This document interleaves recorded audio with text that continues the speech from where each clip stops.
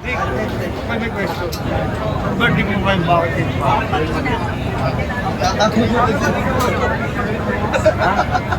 Birthday mo yung bakit?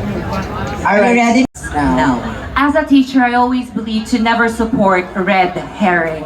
Red herring is what we call when we diversify something that is bad.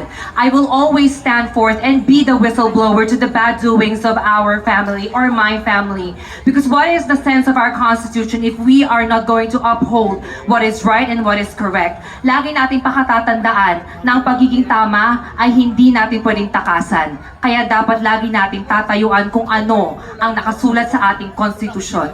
That is why I would rather be a whistleblower. I would rather lose all the wealth of my family. Because at the end of each day, I would rather do what is correct and what is right. Thank you very much.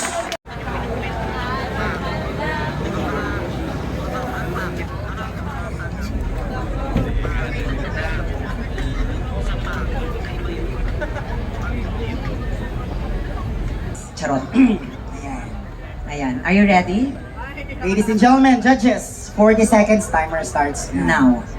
Bilang isang Pilipino na nakakaranas ng korupsyon, ako po ay hindi magdadalawang isip na isumbong o ipadala ang aking mga magulang nang sa ganoon ay harapin nila kung ano ang dapat na parusa sa ginawa nilang kasalanan, because I firmly believe na kung gusto natin ng magandang Pilipinas, marunong tayong sumunod sa kung ano ang batas ng ating bansa. At batid ko, bilang isang magulang, dapat marunong tayong umisip kung magiging masaya ba ang inyong mga anak sa inyong gagawin, kahit ito pa ay patungkol sa aming kinabukasan. Always remember, there's always a better. Thank you very much. Gentlemen, judges, here's her answer. Go. Integrity is one of the values that I uphold, regardless of who the person is. Even though if it's a family member, I will be a whistleblower. Not because I don't care about them, but because I would want them to learn coming from that mistakes. There are so many ways in order for them to let me experience beautiful life, and I will not appreciate a beautiful life if it come from something that affected not just limited people, but so many people because of corruption. Thank you and good evening. Wala siyang always. Judges, our last finalist for tonight. 40 seconds to answer the question. Your timer starts now. Hindi kailanman maitatama ng mali ang mali. Kaya't gagawin ko ang sa palagay ko ay nararapat. Binigyan ako ng edukasyon na galing sa kasamaan.